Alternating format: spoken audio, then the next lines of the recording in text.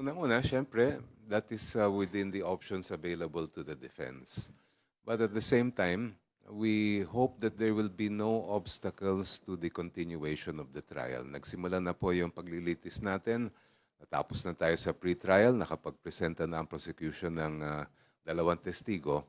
At dapat tuloy-tuloy na itong prosesong ito. Now, insofar as the issues are concerned, makikita din natin kung sakasakaling iaakyat yan, kung ano ang gagawin ng ating Supreme Court, especially when it comes to the issue of ano ba talaga yung ibig sabihin ng sole power to try and decide an impeachment case. Na pag-usapan na yan sa ilang kaso sa Supreme Court, sa kaso ng Gutierrez, sa kaso ng Francisco, nadaplisan din siya sa kaso ng Duterte versus House of Representatives.